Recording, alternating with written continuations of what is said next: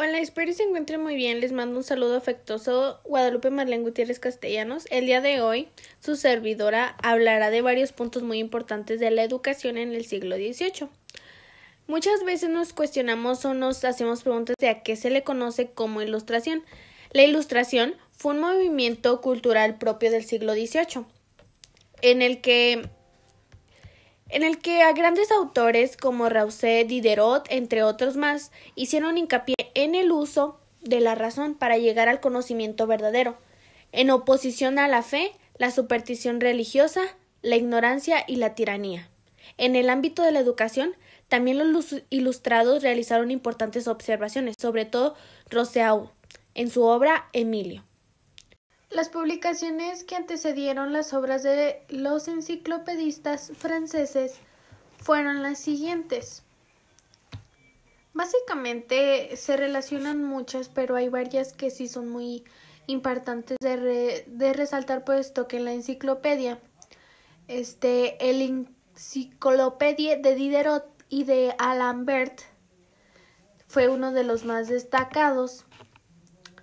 Al igual que André de Le Breton fue el editor de Artículo Tinta, Louis Jean-Marie de Aubeton fue de la historia natural y Voltaire fue de la historia, literatura y filosofía. Esos son los enciclopedistas más destacados que hay muchos más, pero estos fueron algunos de los más importantes. ¿De qué trata la enciclopedia de las ciencias, de las artes y de los oficios? Pues bueno, la enciclopedia es un diccionario razonado de las ciencias, las artes y de los oficios, y está compuesto por 17 volúmenes, editados en París y Francia entre los años 1751 y 1772. Fue editado por Denis Diderot y Jean Leron de Alert, con el objetivo genérico de difundir las ideas de la Ilustración francesa. ¿Y qué decía Diderot? Pues bueno, Diderot consideraba que la ciencia se basaba más en los hechos. Fue un espíritu universal novelista, poeta, matemático y crítico de arte. Es un pensador iluminista que destaca la función de la razón y también el ejercicio de la duda más radical. Hola, ¿qué tal? Mi nombre es Cecilia Mier y yo les voy a platicar sobre qué aportó Rousseau, creo que así se pronuncia, a la pedagogía, que su nombre completo sería Juan Jacobo Rousseau, que nació en el año de 1700, conscientes de sus derechos y deberes con el nuevo mundo que pues se estaba gestando, pero él no se dio cuenta que el sistema educativo era incapaz de llevar a cabo esta labor.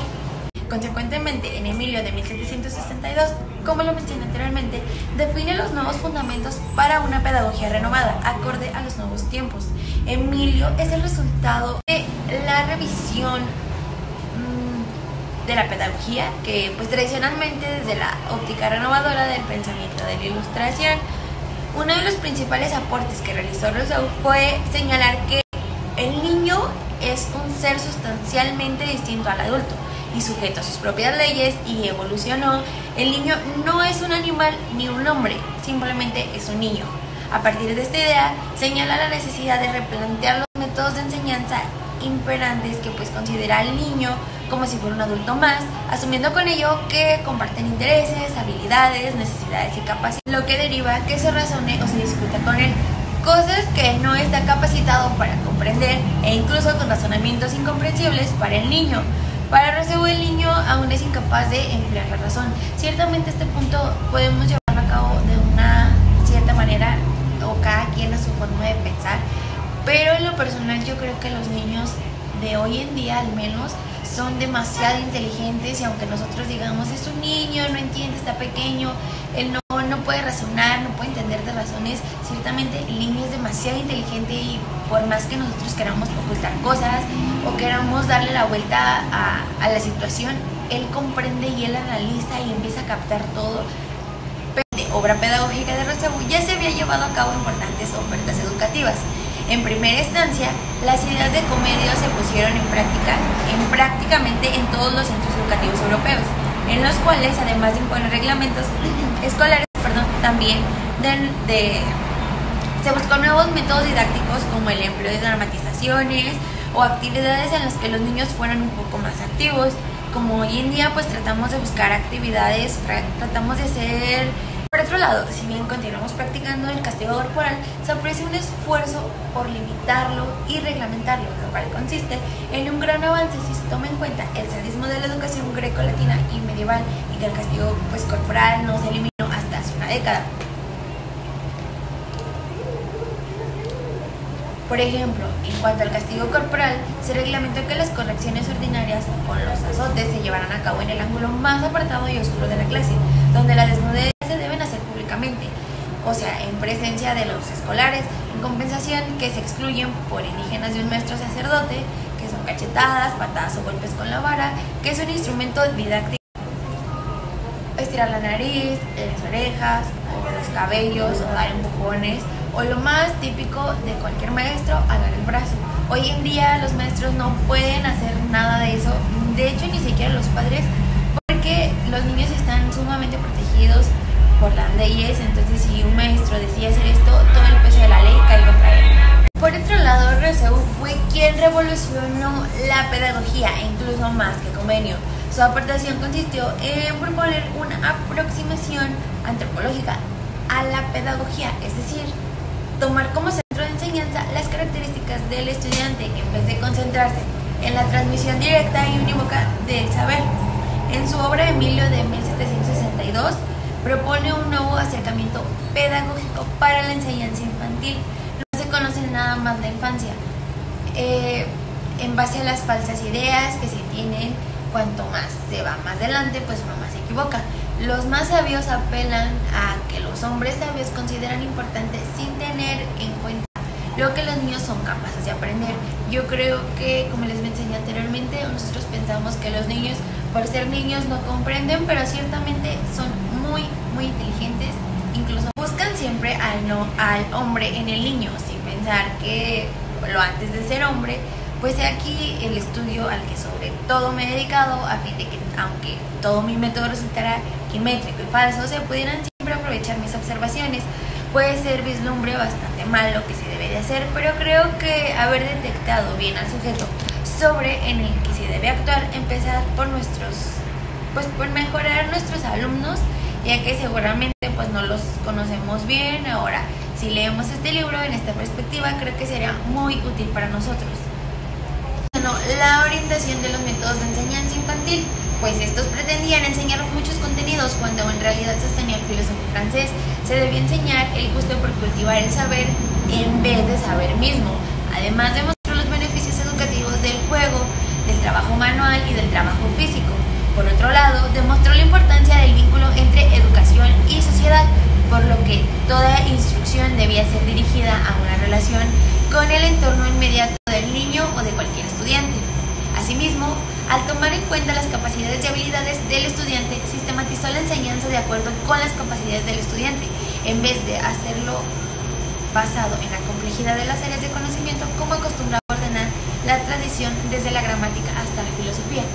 De tal suerte, entre los 2 y los 12 años, la instrucción se debía fundamentar en la educación de los sentidos, de los 12 a los 15 años, mientras que de los 15 a los 25 aproximadamente en la educación de la conciencia. Si bien actualmente la mayoría de los postulados pedagógicos de Rousseau han sido superados, el mérito del filósofo francés consistió en marcar la pauta de la nueva pedagogía moderna, que revolucionaría la organización de la enseñanza, sus métodos didácticos y un cambio radical en la perspectiva de la relación maestro.